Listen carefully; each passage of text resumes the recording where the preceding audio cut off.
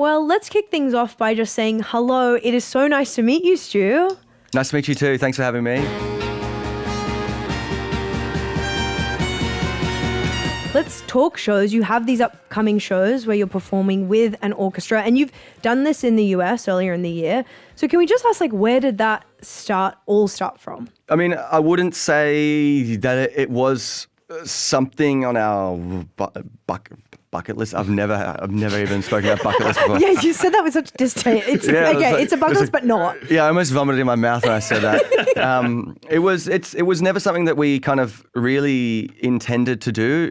It was just something that, in the most beautiful way, serendipitously happened, and so many pieces of so many puzzles came together to make this show a thing. There are so many heads involved, so many artistic minds involved, and so many people coming together to kind of try to create something in concert, in harmony. Let's let the pun lay there. Let it breathe. We'll let that one breathe. So basically kind of the way this came together was we had some opportunities to do some orchestral shows of our back catalogue. We just thought, fuck yeah, how could we not do that? That's incredible. That'd be such a cool show.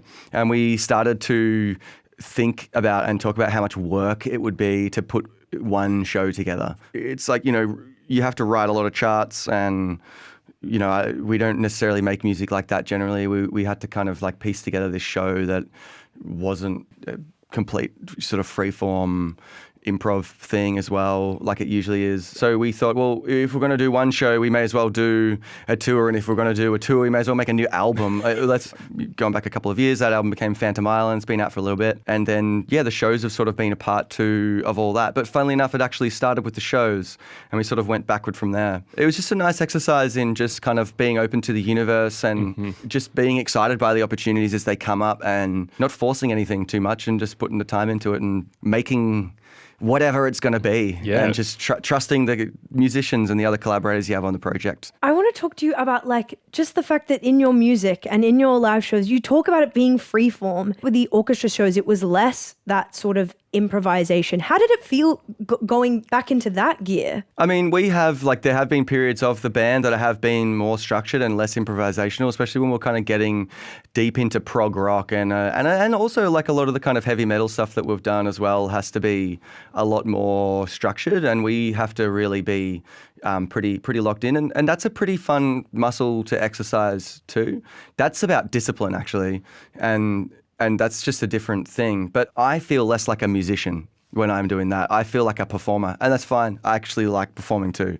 But I feel like a musician when I am improvising and I'm listening and reacting and just being part of a larger organism. I want to talk to you about this rave era that you're in and that you've been exploring in the past couple of years. How have you been enjoying the synth and dance music of it all and having those shows?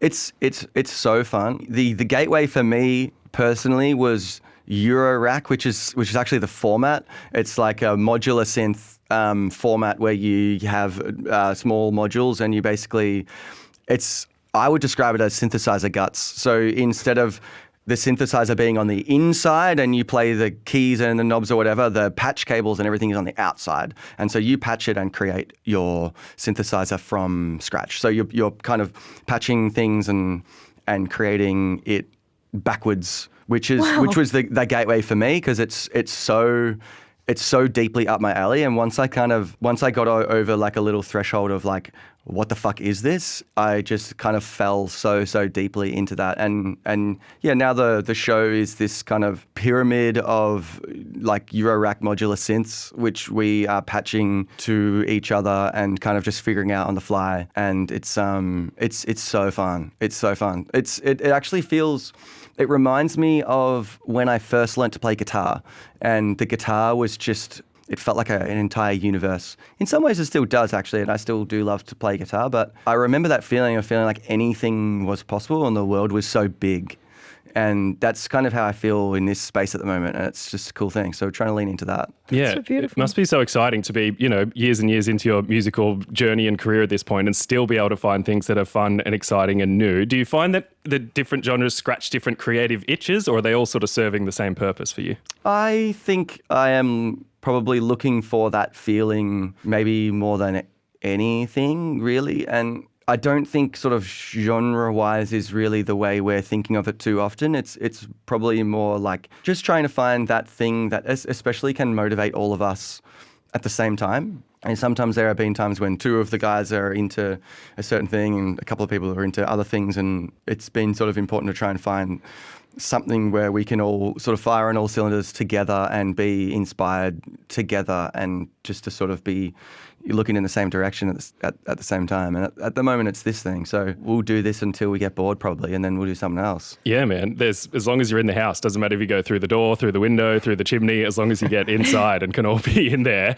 And obviously, I mean, like you say, they're sort of serving the same purpose, but you're doing these shows night after night, and literally it's one night orchestra show, rock show the next night, rave the next night after that. What happens on stage is completely different. What about off stage? Is your like day of prep before these different shows all completely different? It probably is, to be honest. I feel like a lot of artists who would play the venues that we are lucky enough to be in these days are probably chilling on a show day, and their crew is sound checking for them and doing all that stuff, which, no shade, I would love to be able to do that. That sounds awesome.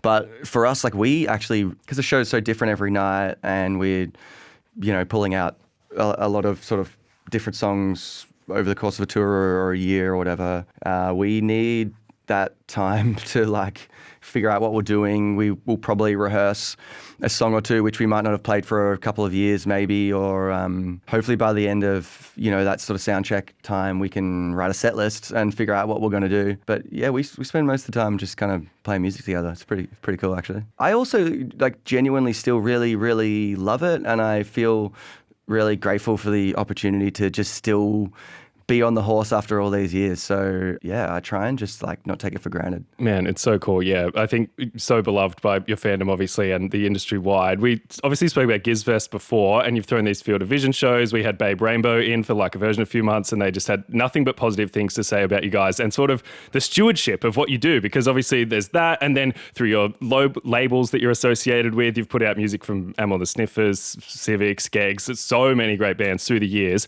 It does feel like sort of a rising King Giz lifts all ships. How important is it to you and the rest of the guys to support your fellow artists? Oh yeah, that's like so lovely to hear. And yeah, from Babe Rainbow, our friends who also happen to be awesome as well. Maybe we have been lucky to be surrounded by friends who also happen to be awesome. Crazy coincidence every time. Yeah. All these friends are so awesome. Yeah. I think truly, for the most part, it does come down to friendship. That is true, like truly, even in the broader King Gizzard universe, I think it is and continues to be the central kind of driving force of the whole thing. At the end of the day, like, I actually just really like being around these guys. That's why we make so many records together. And that's why, like, when we're not on tour, we tend to make music together anyway.